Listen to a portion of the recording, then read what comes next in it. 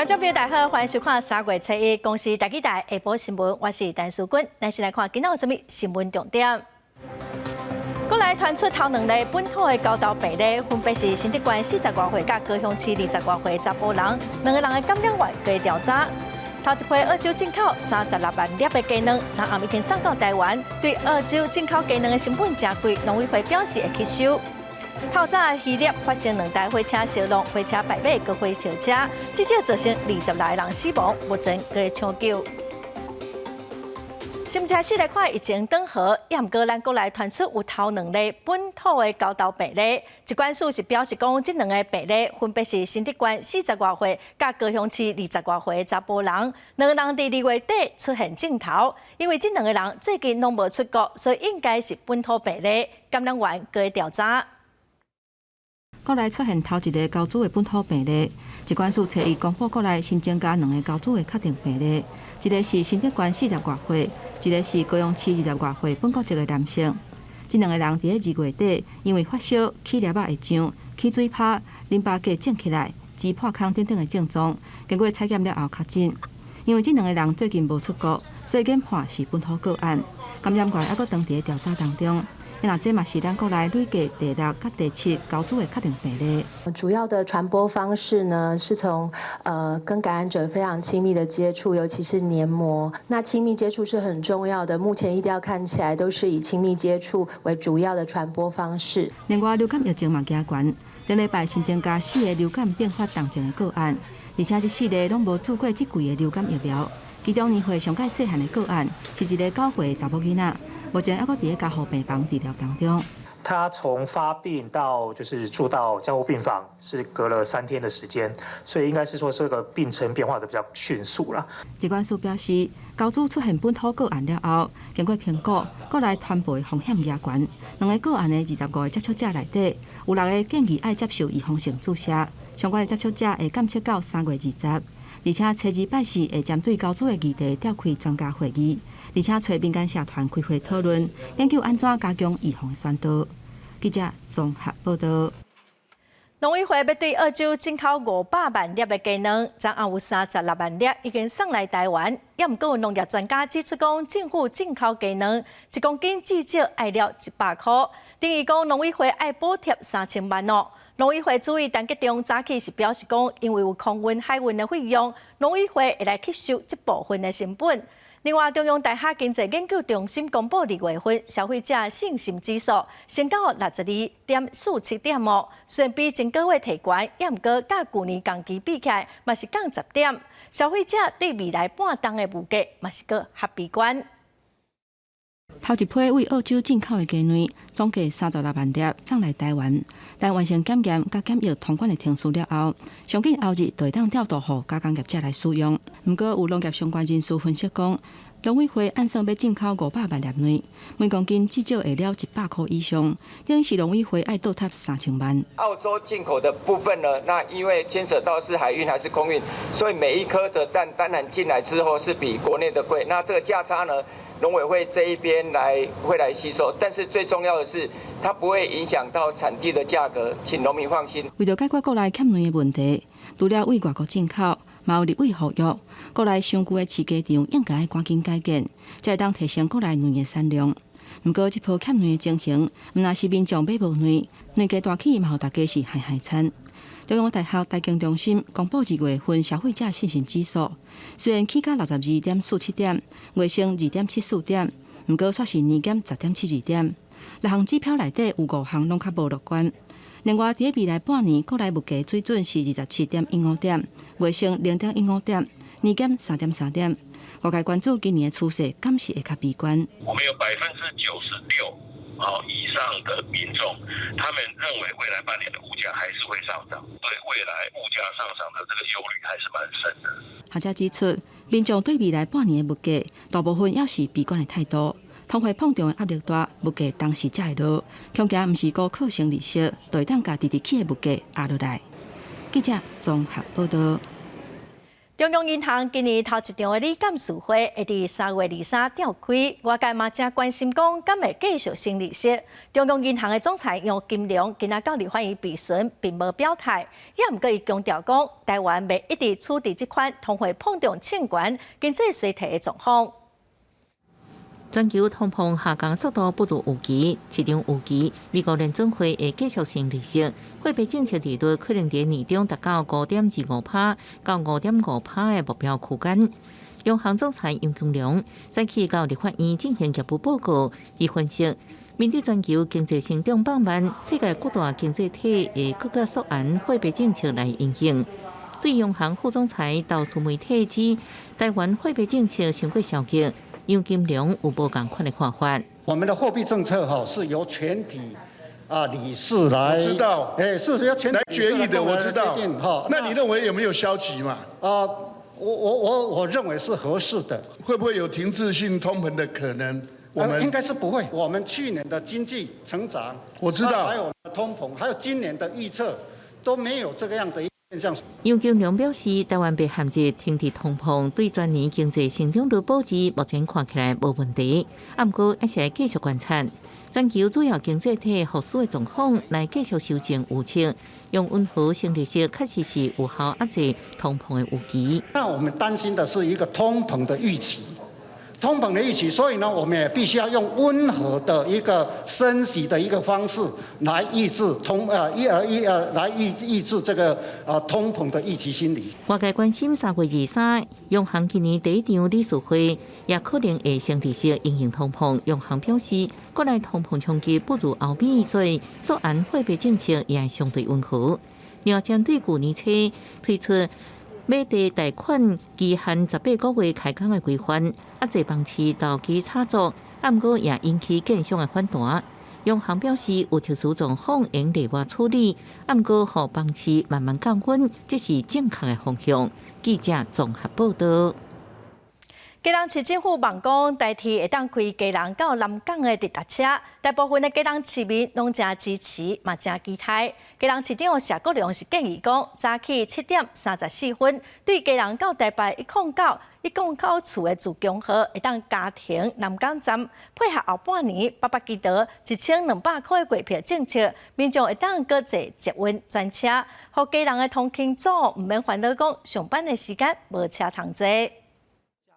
7点34分，基隆八堵到台北的这个直达车，中间来嘉庭南港，绝对不会影响到目前区间车的班次调度，因为它本来就是一个直达车，它是一路到台北的，所以它也不会影响到其他目前的站的一个运作。代替之前是表示讲，若是加开直达车，其他的区间车会一动爱让直达车先行，因为会受到影响。谢国良嘛想出讲自强号家庭南港站的建议，嘛强调讲已经有向交通部长王国材来反映市民的需要。王国材嘛已经有承诺讲会来研究调整。再来看立法院的内政委员会今仔审查有排下条款的公职人员选举罢免法部分条文的修正草案。行政院甲朝野立委计共有提出26个修法的版本。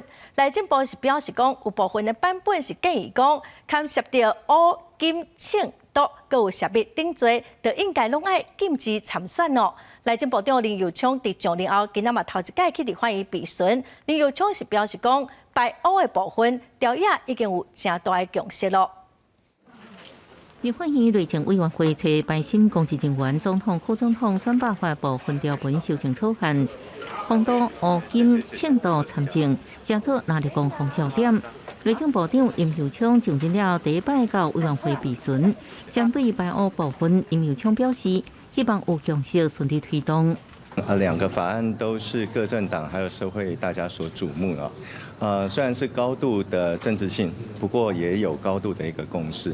大家有很高的一个共识，我们就来这个凝聚共识来推动修法。行政院版本选罢法修正草案不止排污，包含犯国安甲同罪也拢禁止参选。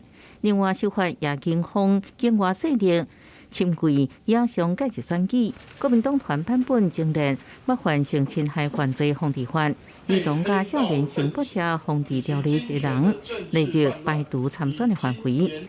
民众党团版本是踏入违反政府采购法，免定期做候选人，杜绝乌金利用权势介入建设工程，摕到政府的标案。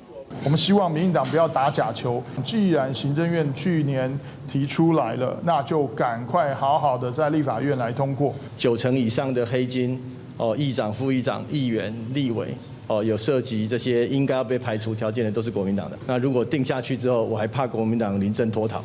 民进党伫天总调郭建民进行表态，依照过去选举时间的推广，总统甲立委选举投票日应该伫明年1月13或者是20。中选会会分别伫今年9月甲10月审定总统、立委候选人的资格，要并这会期进程完成修法定书，希望用伫2024年大选实现。记者综合报道。再来看园林会主委张振文，今仔嘛是头一届到立法院备询，立委嘛针对日本福岛核电厂要甲废水排到海里，有咱国内刚好下来发展小型模组的反应器 SMR 等议题来关心mo。另外，前主委的批示事件，张振文嘛强调讲，园林会已经有修改要点咯，主委嘛列做会当申诉的对象。新任园林会主委张振文第一届来到立法院教文委员会备询，伊承认难免紧张。第一个质询伊的国民党立委万美玲火力全开，针对园林会应用福岛含川废水排放，第二当接受立方提供的资讯，连番一击。很清楚嘛，你的所谓主动收集是主动去等他给我们资料。主动去等他开了视讯会议，主动去等他怎么来跟我们说明，听起来真的非常的可悲哦。园林会说明含川废水会沿到热天来排放，排放了后有过1年到1年半到台湾周边海域。国民党立委郑正前要求伊表态，是不是赞成含川废水排放呢？当然，站在环境卫生、民众的健康的保障上，是不期待，也不希望这个事情的发生。无党籍立委黄国书关心小型模组反应器 SMR 是不是更较安全、更较适合设置伫科学园区呢？希望园林会研究制定相关的法规。张主委佮再强调，国家能源政策并不是园林会主管。核能发电的发电业，用什么方式、以什么原则，可不可行？那这个的主管机关是在经济部。针对前主委谢小新因为性别骚扰案后行政院免职，立法院要求园林会提升性别的意识。园林会表示，相关要点已经完成修正，那牵涉到主委应该向行政院提出申诉。另外嘛，增订吹哨者保护机制。记者林俊文、王兴中台北报道。再来看美国众议院中国问题特别委员会今仔召开成立后头一场的听证会，会议有讲到中共偷用智慧财产权，甲大量投资解放军，准备要拍台湾等等中国对全世界的威胁。另外，美国众议院的金融委员会已经通过3项的优待法案，望过当对经济层面来保护台湾。美国众议院1月新成立的中国问题特别委员会，美国时间28日暗时举行头一场的听证会，请4个证人来出席，包含川普政府时阵的这个白宫国安顾问麦马斯特，还有前白宫副国安顾问朴平，中国的异议人士东契，还有美国制造业联盟主席保罗，因拢聚焦咧中国的威胁。We may call this a strategic competition, but it's not a polite tennis match. This is an existential struggle over what life will look like in the 21st century. 前一阵仔才来台访问的这个委员会主席盖拉格，伊开场就讲到，面对中共的挑战，必须就要紧的来采取行动。除了讲，就要聚焦中国人的人权，也佫有来摄取智慧财产权这个问题。议员嘛对这个台湾、台海的安全真关心，要安怎来阻吓中国来侵犯台湾 ？That increase by double digits in many years, precisely to try to fill gaps that they would need to fill in order to successfully invade Taiwan, and that's really what we should be working to prevent is an invasion. 有军事背景的麦马斯特伊嘛认为讲，爱来提供台湾更较济，还有和台湾军队整合的军事能力，安尼才有阻吓的作用。另外，众议院金融委员会嘛有通过3项优先台湾的法案。My bill would urge the IMF to integrate Taiwan into its regular economic monitoring activities. 包含台湾冲突阻吓法案、保护台湾法案，还有唔歧视台湾的法案。法案有讲，美国的财政部公布讲，中国官阶的官员提供服务的金融机构的清单，并且有关财政部禁止这机构甲这官员，还有伊家属提供服务，对经济层面来保护台湾。记者综合报道。来看屏东第二礼拜4天的连假，杂草公墓的火灾都有上百件哦，佫有消防员不幸殉职，嘛传出讲亲像有烧死人的意外。屏东嘉东乡有民众讲，伊70岁的爸爸去第3公墓陪墓，验过拢无回来，伊向警方报案，消防队却要求讲家属家己去找人，最后发现讲人亡烧死。警方是表示讲2、5有人放火。也毋过甲死者出门的时间无啥对同，会过来做调查。警察的态度，伊嘛来检讨改善。事发现场杂草拢焚烧了，佮烧着临近的墓。2月25号即天，家属发现死者奥多摆为祖先的墓去找，才找着红烧死的士大人。家属讲，当天11点半前后，士大人出门，中昼了后佫无回来，第一时间要找人，所以因为火警倒伫咧墓地，伤火热无法度靠近，来找消防队员协助，煞互拒绝。阿伯咬了，你到哪里去找人呐？有没有恐怖？我2点多就3点就求救了哦。去消防队求救，又去那个派出所。可能是咧。家属怀疑死者到墓地时阵，火势还未摊开，发现火的时阵已经未复走，才会趴伫咧祖公的墓附近。家属来指控，第一时间要求助，说互恢复啊，家己找，啊，佮讲出哪有人为火场走这种话，互因无法度接受。没有，我们没有看到啦，啊，你赶紧去吹啦。好，那意思就是叫我们一个70岁的妇人要再进去火场，那火场确实消灭了吗？也没有，因为我妈第一时间他来的时候地是热的。家属讲，当天消防队有拍过3届火，嘛接到有人通报，所以无积极来看火场。不过消防队回应，接到家属通知，就爱伊赶紧去报警。拍火地点嘛，甲士大人死亡的地点有一寡距离。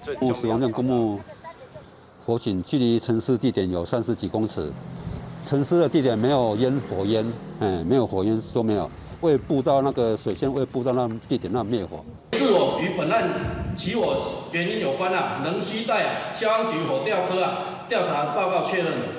警方表示，当天确实有1名单姓男子涉嫌放火，另外2个相关人员嘛已经到案来说明，但是敢是甲这位士大人死亡有关系，还佫要透过调查来厘清。警方已经成立着专案小组，由检察官来指挥侦办。记者王刘婷、陈显坤屏东报道。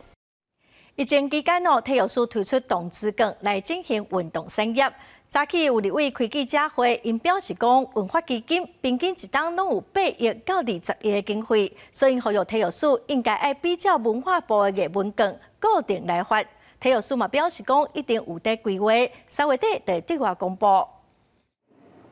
疫情解封，国内产业长起步。立委张廖万坚表示，体育署去年的运动发展基金比原本预计加出20多亿，呼吁体育署应该比照文化部推出文化礼金的方式，将动次运动馆变作常态性的补助。107年到111年几乎每年的运发基金，就是运动彩券10%的收入呢，都增加了8到20亿，推动运动产业，振兴运动产业其实体育署透过这个运发基金的增加的财源来推动是有必要的哦。另外，立委黄国书嘛表示，运动基金有盈余，就应该好好运用，刺激国内运动产业。面对诉求，体育署表示，目前已经有参业者甲专家讨论常态性的补助方案，上紧3月底就会公布。初步方向是先针对学生族群培养运动风气。我们3月底应该会研议具体的方案来对外来宣布了哈，大概还会再跟相关的一个运动产业的相关的业者，还有相关的一个学者专家来做最后的确认哈，我们才会对外来说明。已经有高达700多万的这样的一个金额的补助，包括学生参赛，包括学生观赛也补助。除了培养校园运动风气以外，体育署讲，运动产业的补助其实一直拢有，未来会针对企业发展来加强推广。记者麦尚英、张俊佑台北报道。极端气候灾害是愈来愈多，农委会嘛有推动相关的保险。也毋过，台南市政府是统计讲，台南的养殖渔业人口有将近15000个人，也毋过只有真少数的渔民有保养殖水产价运保险。去年佫有70多件的保险，也毋过去年只剩44件。有渔民就讲，理赔门槛上过悬，所以因无想要加开钱。一透早伫台南客家饲沙白鱼黄国基，伫咧13到14度的低温之下，顺气温款饲了。毋过即几年安尼天气形态，互伊无打算要投保用湿水产低温保险。伊认为规定爱连续10点钟以上，温度拢伫10度以下，安尼的理赔限制上悬。投保规定就是必须要达到连续10小时以上10度以下，才会获得理赔。那因为投保的费用太高，一般而言，实际上能够领到理赔的状况，其实如果能够打本，就已经是很万幸了。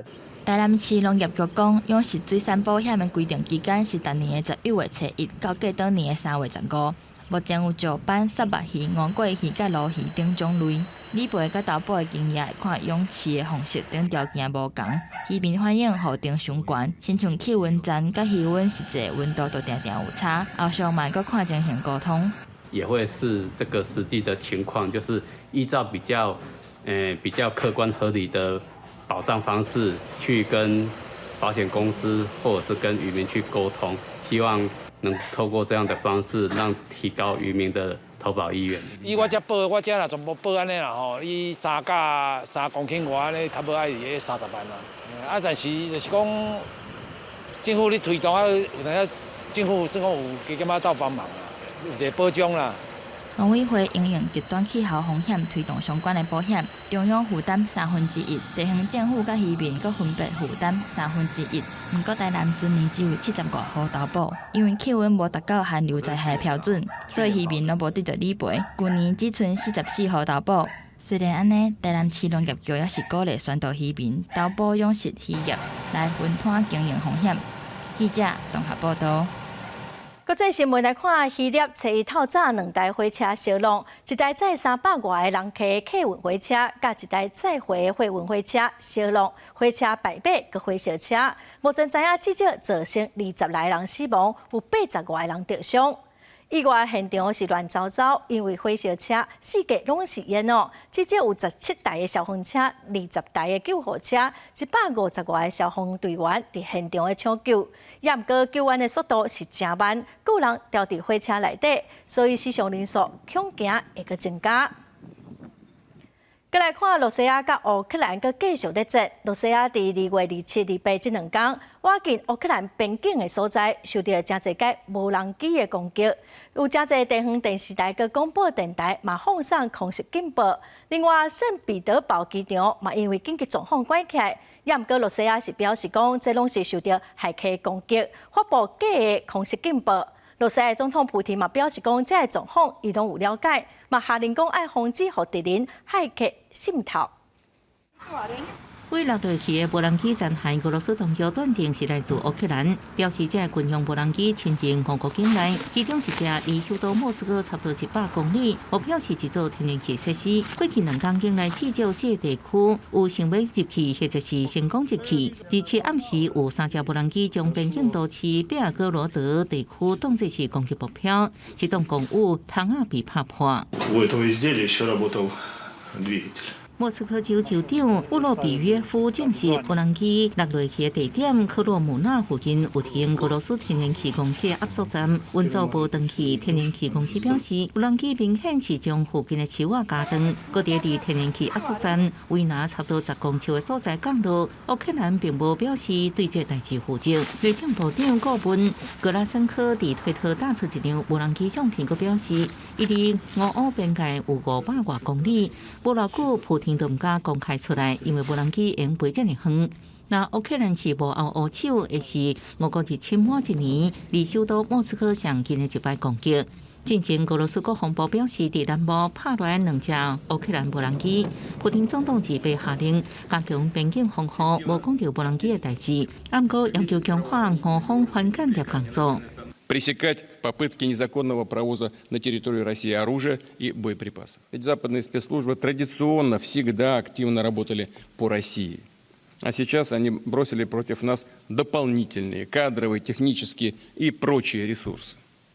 нам нужно соответствующим образом на это реагировать. 俄罗斯渡过紧张时刻的情形不止这一件。第187天，离乌克兰1300公里的圣彼得堡机场地站关差不多1点钟，军方进行打炸防空演习。无经过证实的消息指出，天顶发现不明飞行物。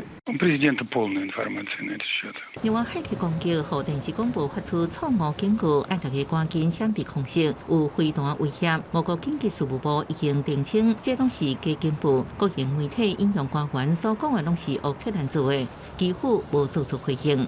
公司新闻黄文玲报道。 再来看美国甲泰国拜二举行年度的金氏目镜蛇联合军演哦，今年是疫情后头一档规划全面大规模演习，计共有30个国家参与，规模是超过7000个人。演习的时间有2礼拜，嘛头一届有太空安全的项目，咱做伙来了解。 2013年金色眼镜蛇联合军演的开幕仪式，拜二伫泰国罗勇市的乌达泡国际机场开始。演习由美军太平洋司令部甲泰国皇家军队共同主持。主要演习目标就是维护印太地区的安全甲和平。Through Cobra Gold, we demonstrate our resolve to respond together, to preserve a free and open Indo-Pacific, so that all nations can maintain peace, stability, and prosperity. 今年是新冠疫情3年来减低规模了后，第一摆开放全面大规模演习。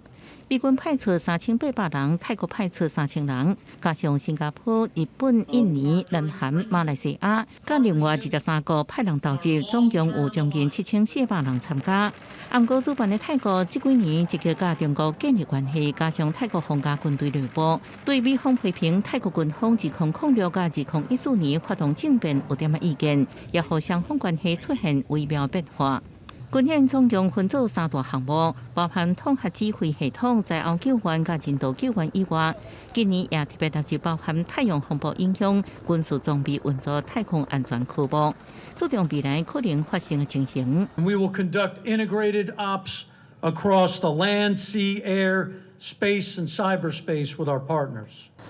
金色眼镜蛇演习，1982年启动，是全球历史上久的多国军演之一，也是东南亚规模上大军演。已经加做美国伫中国激烈竞争之下，强化甲亚洲国家革命的重要平台。今年演习为2月28开始，一直进行到3月70为止。公司新闻景元庆报道。 香港今仔开始有全面放零，唔免挂嘴暗。香港政府是表示讲，有水的监控。 大院重症死亡等数字目前是都已经恢复正常，嘛显示讲疫情已经受到控制。望讲大家生活恢复正常了后，就当开始拼经济。 香港是世界上最后一个员工是所有公共场所，包含外口拢爱挂嘴暗的所在，若无就1万块港票，相当新台票39000块的罚款。安尼日子总算结束了。3月7开始，香港人伫外口内底甲大众运输工具拢免挂嘴暗。当局表示，香港咧恢复正常时，取消嘴暗令时阵咯。With the masking requirement removed, we are starting to resume to normalcy comprehensively, and that will be very beneficial to the economic development, our international competitiveness, as well as our activities. 會啊，我仲會帶多一排咯。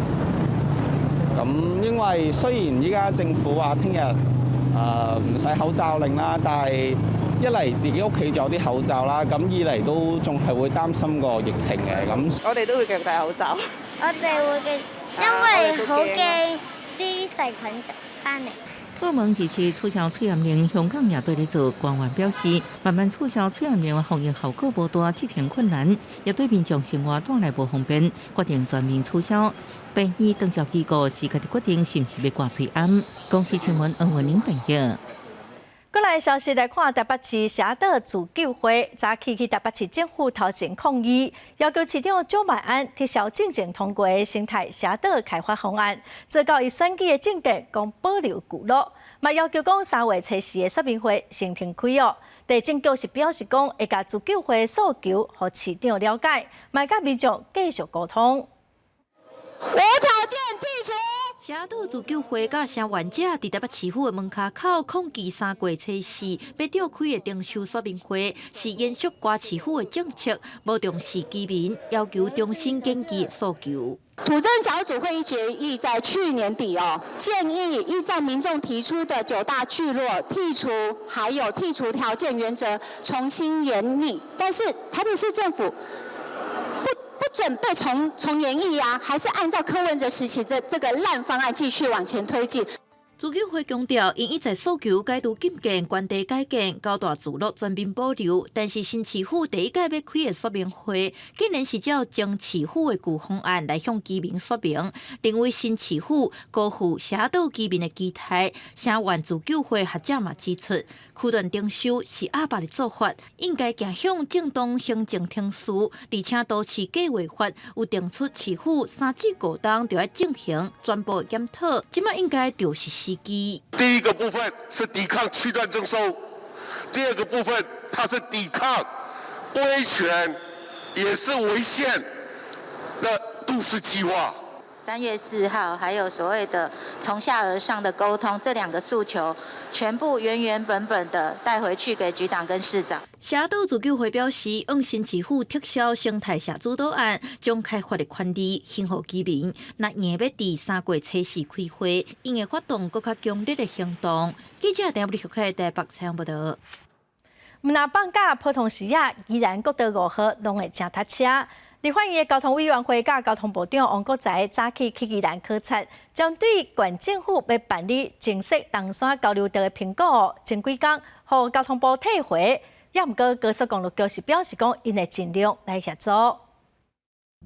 国道5号便合拄着假日道的塞车拍角球，宜兰县对外的联络交通问题一直拢无法度改善，地方正立接来争取交通建设。立法院交通委员会交通部长王国材伫3月初来到宜兰考察，报告计划进度，表示对宜兰的致重。未来5年大概5、6千亿在宜兰县呢会发包动工，所以宜兰县呢进入一个建设的高峰期。考察的内容包含高铁沿到宜兰、铁路高架，还有东部快铁、公路接驳化解，还有去东山交流道。各项建设毋是伫个圈定审查，啊无就是伫个规划阶段，还佫无具体进展。不过伫去东山交流道这部分却拄着阻碍。很多的交通流量上面，每次要往返东山乡，从罗东交流道下来，俨然对东山乡民是一个非常不便。东山乡的人口5万外，伫宜兰12乡镇市内底排第3坎。东瓜山离这个罗东交流道上北的车道有7公里7，伫假日塞车塞到真严重。县府提出可能性评估，送交通部第一遍审议，却因为无法度提供中长的路处，地方负担经费无够，互退回。就一些相关的资料数据再提供相关的一些修正完之后再提高工局来进行第2次的一个审查。县府讲，修正可行性评估报告的相关数据了后，会阁送交通部审议。高工局嘛有因讲，县府提送修正报告了后，会先召开初审会议，协助交流道的可能性达到这个审议的标准。记者综合报道。再来看台中代理19届的蔡市雅，打上最近接到国产署的公文，讲伊违反都市计划法，就爱伫4月底进前来停止违规使用。打上是表示讲，因伫市场做生意40天咯，那会向阳变违法的。有人是讲甲目屎流目屎滴。70岁廖大姐伫台中代理的19届蔡市雅，卖家己种的蔬果已经30多年。想到最近接到国产署的公文，让咱过生活的单位可能保袂掉，一家伙仔生活可能受到影响，目屎就啉袂掉流落来。年纪好事歹事，大家拢唔通好食啦。啊，若无就食较歹安尼。我60外岁啊，你要干要请我？啊，我娘是阮查某囝，我爱饲的囡仔咧。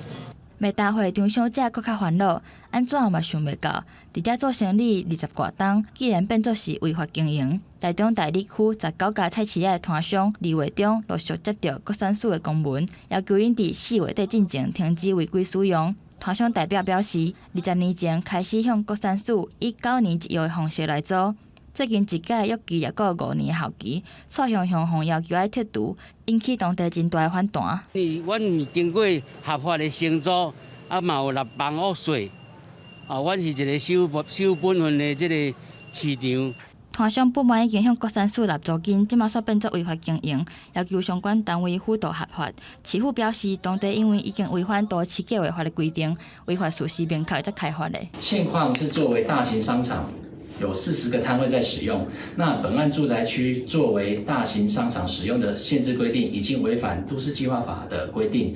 那如果他有配合改正，然后没有违反都市计划法之后，可以继续承租。国产署表示，因是土地管理者，今年2月接到台中市都发局通知，发文要求停止使用。市府也按算会甲团商召开协调会，互因改善的期限来确保相关的权益。记者综合报道。来看桃园的中立，有一栋已经有113栋历史的燃离地红楼，地主趁2班廉价去拆厝。这栋厝其实伫顶个月17，县政府已经根据公告做暂定估值咯，所以地主请怪手去拆。这2个人哦，嘛以防范文资法甲毁损罪，向以上法办。这个受到迫害正新户龄已经由封锁线，老氏家族一个持分的地主。认为文化局公告燃离地红楼是暂定估值，并无包括正新户龄。二楼请一个姓吴的人，使怪手甲正新户龄正边的厝拆掉。文化局甲中立分局接到通报了后，赶紧去现场处理，甲这2个人以涉嫌犯文化资产保存法甲毁损的罪嫌函上警办。这是刘家的那个主厝哈，然后他们是那个客家人讲公堂啦，祭祀用的啦。逢年过节祭祖的时候有没有？嫌这个地方不好停车。将现场刘姓地主及吴姓男子带案制作笔录后，全案依文化资产保存法及毁弃损坏罪，函送桃园地检署侦办。红砖仔、弯公门、甲走廊，这个真有英国式建筑元素的燃离地红楼，近日传出土地产权转移，开发商要拆掉改建。文化局顶个月17紧急公告，红楼建筑的本体是暂定估值，范围包括1467甲1468地号。即马1467地号正新户龄的正面受到破坏，已经符合暂定估值紧急状况处理条件。28年假了后头一个上班日，文化局紧急完成正新户龄暂定估值公告的听书，启动紧急的程序，告知所有人，这些相关的行为会有违反文化资产保存法暂定古迹的疑虑。那也请这个所有人不得再有破坏的情势。现场除了请中立分局协助救封锁线，文化局表示，嘛委托保全甲红楼甲正新户龄拢纳入去巡逻的范围。咱若初一下晡，嘛邀请文资委员会勘处理，接续会配合所有权人伫现场进行紧急防护，落实保存文化资产。记者综合报道。来看云林大溪海口生活馆，本地是一个环境教育甲体验中心哦。也毋过，去年转型做公电产业的辅导中心，要辅导市民来了解相关的产业。也毋过，因为这人使用是愈来愈偏远，园区内底哦，生甲四界拢是杂草，阁有真侪流浪狗啊，互附近的民众是真怨叹。大溪海口生活馆2014年开始营运，经过捌举办海洋音乐节、南地生态导览等等的活动，以推广海岸生态教育为主。不过，去年分管府甲生活馆规划转做是绿色智慧渔业产业园区工作站，委托予嘉义大学管理。不过，即嘛算是草的发家呢，嘛有袂少流浪狗啊踮伫遮乱踅。狗放在那边，丢在那边，它就会在那里活动吗？互相的狗之间都会呼朋引伴嘛。后来这一片，前面的这一片最大，然后经常就是20几只的狗。再看咱另外伊足亲和力的，另外咱来伊就另外，看人来伊就要去甲人耍啊。分管府建设处表示，为了推广大溪产业园区，去年由建设处接手这个生活馆，甲伊转做产业园区的工作站。负责服务进驻的供电厂商或者是辅导养殖户，由嘉义大学团队进驻管理。不过，即马无人维护，会阁去了解甲改善。因为目前委托嘉义大学进驻在这里，那我们会希望说，在当地他了解这一个状况，可以保护当地民众的一个安全，但是也确保流浪动物在这边的一个状况啊，那尽量去找到彼此能够有一个共存的一个方式。建设处表示，大溪产业园区会结合绿能、电源渔业、发展供电产业以外，嘛希望互市民会当持续做养殖产业。不过有大溪民众就讲，转型做产业园区服务中心了后，无论是环境或者是设备，拢无好好维护，希望相关单位会当做好管理。毋唔通互即个生活馆放伫遐咧用，或者是互流浪狗怎占伫遐。记者综合报道。再来看交通部统计，台湾伫过去5天，12岁以下囡仔交通死伤的人数都有46000多人哦。逐天大概都有25个囡仔因为交通事故造成死伤。长期关心儿童安全的警官基金会，早起就呼吁政府应该对伫学校内附近设交通宁静区，伫上下课的时间来实施管制开始，豆豆来改善儿童的交通安全。上下课时，学校周边四界拢是车。伫这种环境之下，若要囡仔家己上下课，侪家长拢感觉真危险。长期推动儿童交通安全的监管基金会表示，儿童上接发生交通事故的时间，就是伫上课甲下课期间过车路的时。学校4科唯一无安全，是因为社会长期甲赛车、骑车的方便性更优先，才造成这款环境。台湾的交通一直停留在2件事情，一个叫做效率，一个是方便。所谓效率，也就是说我们不能塞车。台湾讲的好听叫民主，可是实际上相对的也是民粹。也就是民众的意见为大的时候，常常民众只是求自己方便，没有在专业的领域里边去思考这件事情。人行道常常互违规停车的汽机车占去，若无就是为着停车方便，缩小人行道，拢是危险的因素。根据统计，过去5年儿童交通死伤人数有46000多，也就是平均每天拢有25个儿童因为交通事故受伤甚至死亡。不要再告诉我们说我们可能有改善了几条道路，我们要的是从学区范围先走150公尺的学区范围改善，接下来走到韩国300公尺，接下来往日本迈进，日本是500公尺。知道不可能一次到位，可至少你要表现出你这个每一个县市首长他们的一个魄力。林国庆也讲，基金会捌想要亲自社区改造交通环境，所拄到民众强烈反对。伊表示，这是因为社会长期为着赛车、骑车方便来规划道路，造成以车为本的社会风气。在这种状况之下，希望政府会使成为降低市区车速、下方周边150公尺划设交通宁静区等等开始，渐渐改进台湾交通环境。记者郭文条随台北报道。花莲体育高中培训的亚当选手，大部分拢是弱势家庭的囡仔。亚当训练用的鞋仔，逐项拢是破去个补甲无法度补，佮唔甘单调。主席基金会就捐亚当鞋仔予选手，嘛望讲会当互因有好成绩。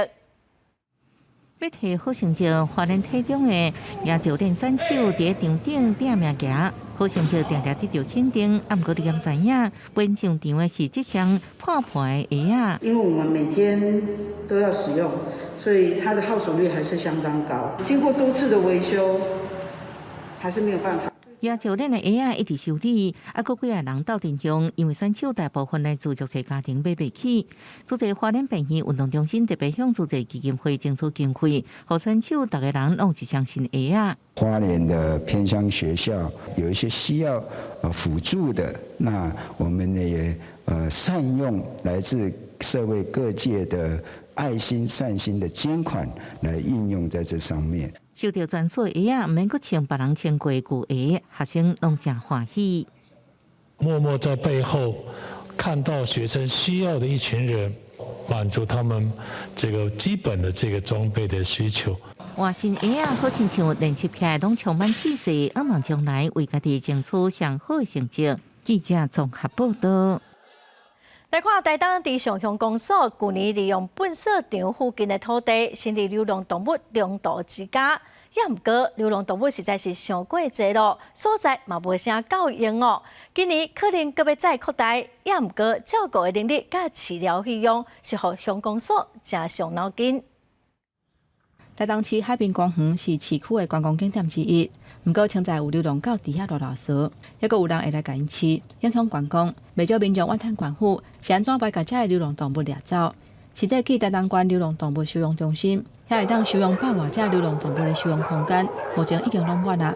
官府表示，5年多进前，政府处理流浪动物的问题，已经改做是国际规范，也来做节约的手术。注疫苗了后，才阁就地野放的零安乐死的措施。除了有攻击性的动物需要留咧观察以外，每一礼拜收容中心拢会有40只至50只的流浪动物出入。官府嘛无法度阁收容更较侪流浪动物啦。它从哪里来，就把它放回到原来的地方。那经过节育之后，希望可以来大幅降低这个流浪犬猫的这个数量增加的速度。台东县各乡镇的流浪动物嘛真多，造成在地困扰。伫上通公所去年就伫粪扫坑在场成立流浪动物中途之家，暂时安置70多只等待要处理的流浪动物，是全县头一个乡镇级流浪动物的中途之家。不过，无到一年的时间，收容量就直头增加。今年按算要搁扩建，不过认到甲饲这动物的费用是真大开销。可是现在遇到一个问题，因为我们不可能对于宠物启动安乐死，所以它的数量只会增加，不会减少。县府强调讲，地方要起流浪动物中途之家是真欢迎，不过可能需要克服土地使用的问题，还有附近的居民接受的程度其实是真无简单。不过，若是乡镇想要起，县府嘛协助。记者综合报道。八家将是台湾较有特色的传统，今年嘛甲武德会议组成一个台湾团队，做伙伫2月中的法国尼斯嘉年华演出，那么做伙来看卖。台湾大声讲出来自台湾，也佮含观众互动，一寡原底互人当作禁忌的行为，因为这届八家将是去表演的，所以请示心灵得到温存。主讲啊，出里出国啊，佮无方便，啊，甲人的民俗无相共，啊，就莫上骂，啊，就会使甲民众互动。这是法国的尼斯嘉年华，伫咧2月中盛大举办。台湾由八家将结合武道甲花艺，头一届起到嘉年华演出。其中这阵请赢的八家将，就是来自高雄的地角店吉信堂。蛮不容易的，因为过往家将就是出国的先例虽然是有，但是到欧洲是第一次。看到少年成员认真咧练骹步，已经成立74档的吉信堂，有保行文化资产保存的身份，不过嘛捌面临无人传承的困境。一直到这几档，甚至有高学历20-30岁少年辈，为着要了解家长文化来参加。这届阁互人邀请去法国演出，不过出团的费用要到成百万，落尾是要靠募款才解决。它本身是因着信仰而生的一个团体，所以我们本来就没有登记所谓的商业证啊这一种。那我们是有文化资产保存团体的身份，不过以文资身份要出国，国内大概比较少有这样子的补助的款项。因为若是转型登记做表演团体，吉信堂更较烦恼会失去八家将的信用主体，而且除了经费的问题，八家将出庭需要为民早发起。台湾人是惯死惯死，不过伫咧外国却需要克服语言的障碍和当地人解说，所以吉信堂嘛真感谢当地侨胞来协助沟通，做伙将八家将推向欧洲的舞台。记者综合报道。因为通货膨胀，佮加上能源的计数起了上合，欧洲有真侪小型的超市也是感觉店哦，因为经营的成本上过悬，拢关门啊。咱来看丹麦有一个1000多人的砖头，2当前哦，庄内超市收起来，所以即马要买物件，就拢爱行真远，是真袂方便哦。最近村民就大家出钱，做伙开一间24点钟营业的无人商店。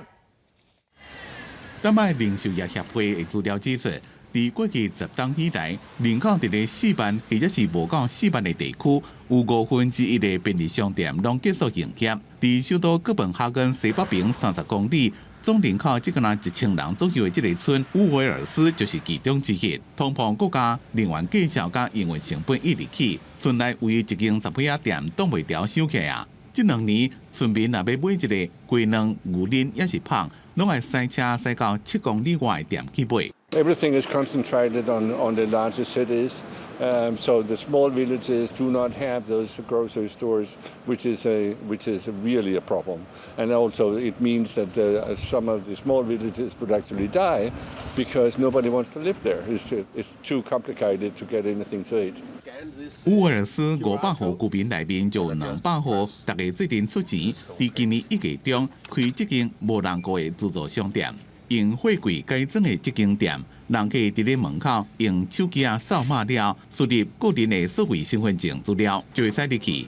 若无手机的老大人或者是囡仔，先锁实起哪。店顶头有600多项产品，包括蔬菜甲水果。店内有装10台感控点影机，买煞了消费者家己用自助计数机计数。A lot of shops are closing, also because of the crisis you face now. with the increasing prices on goods. The costs are the same for personnel. The electricity is like this.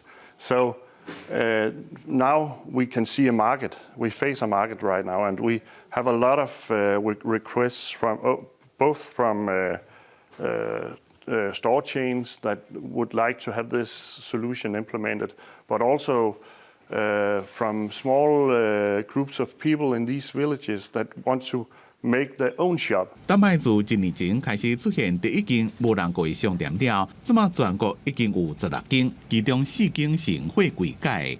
业者讲，希望到年底会当再再增加50到100间。公司新闻王慧文编辑。下半部的天气，咱来看各县市详细资料。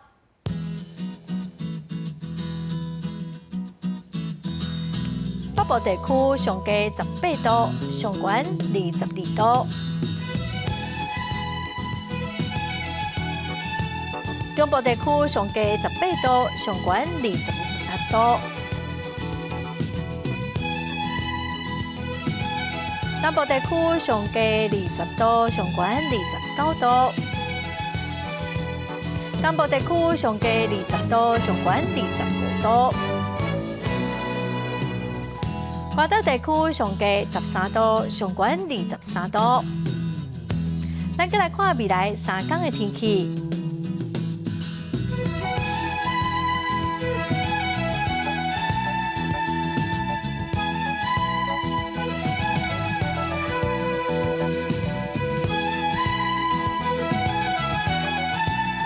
感谢观众朋友收看《公司台语台下晡新闻》，我是陈淑君，明仔下晡3点，咱再会。